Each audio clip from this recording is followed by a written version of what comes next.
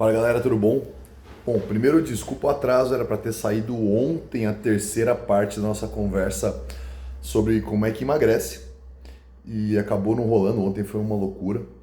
E bom, hoje vamos falar da treinamento e como é que ele influencia no emagrecimento. E para começar essa conversa eu queria deixar uma parte do pessoal chateado e dizer que o treino em si não emagrece.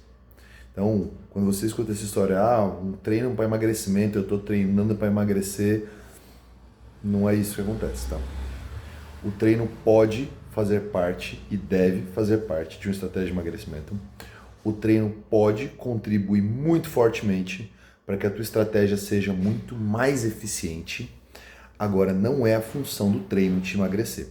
A função do treino é construir massa muscular, conservar a massa muscular e melhorar o teu movimento. É isso que o treino faz, tá? Claro, tem um reflexo metabólico disso, ele participa, ele é importante, mas não é treino que emagrece. Se você pensar que eu vou treinar para emagrecer, você está indo pelo caminho errado e vai se frustrar, tá bom? Entendido isso, superado esse primeiro momento, o que a gente precisa entender? O treino em si, ele gera alterações metabólicas que tornam o emagrecimento muito mais rápido e muito mais eficiente. Mas, retomando o ponto, se alguém me perguntar, é possível emagrecer sem exercício? Sim, é possível. É possível permanecer magro sem exercício? Não. Pelo menos não com uma boa qualidade de vida, porque você vai ter que cada vez mais cortar a alimentação para se manter num estado magro sem ter uma atividade que melhore essa relação. A principal característica do treino é construir massa muscular e melhorar a tua resistência, tá? Melhorar o funcionamento do teu organismo.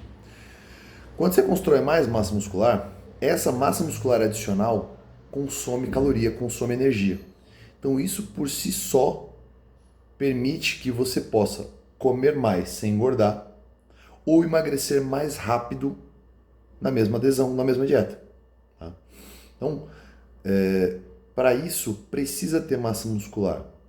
Se você pretende perder gordura e não ter um aspecto adoentado, como a gente vê muito quando a pessoa faz bariátrica, né, que tem uma retirada de peso muito grande e você tem uma mudança no rosto da pessoa. A gente vê isso muito quando a pessoa faz uso de medicamento emagrecedor, que nem Ozempic, Mounjaro da vida, que você tem hoje o rosto de Ozempic, rosto de Mounjaro, que é isso, é o resultado da perda muito grande de massa muscular.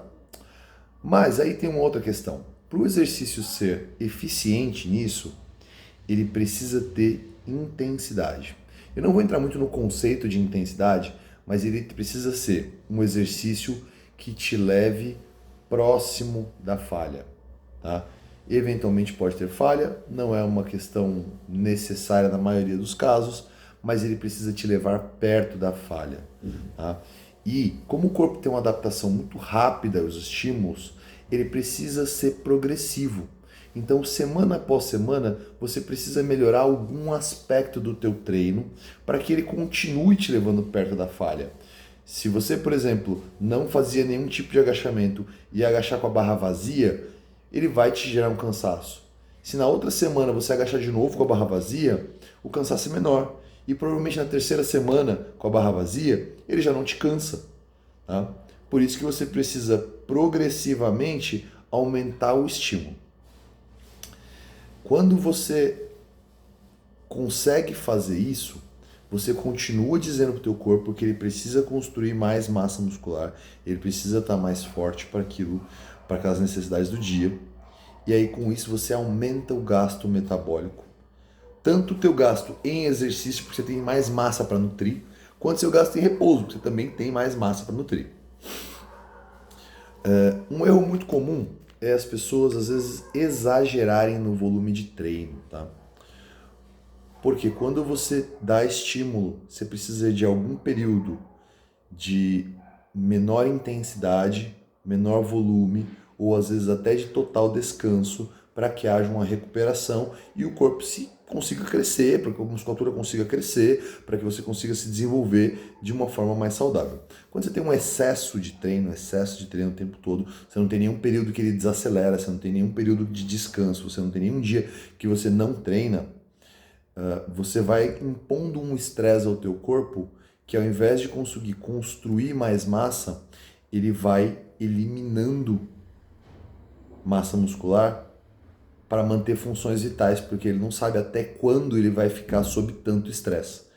Então, o corpo com mais estresse, e aí estresse, entenda cortisol, ele tende a acumular mais gordura e gastar menos calorias. Bom, que legal, olha que bacana. Toda vez que eu vou parar para gravar o vídeo, alguém inventa de fazer um barulho de serra ou de qualquer outra coisa por aqui. Mas vamos lá. Então assim, treino em excesso vai jogar contra você, porque ele não vai permitir que você descanse, não vai permitir que você tenha melhoras. O teu treino ele precisa ter uma periodização para que, se ele tem intensidades muito altas, você tenha períodos de menor intensidade, e você precisa ter consciência de que você precisa encaixar o descanso dentro da tua programação. Se tem alguém que monta o teu treino, provavelmente isso já está encaixado e aí você precisa respeitar o que é dito. Se é você quem está aí tentando se encaixar, se ajeitar para o treino, lembra que treino não é importante, é essencial. Outro erro muito comum é achar que o cardio vai resolver. Então eu vou fazer um monte de cardio desesperadamente. Pessoal, o cardio é importante, tá? Mas só cardio não vai resolver nada.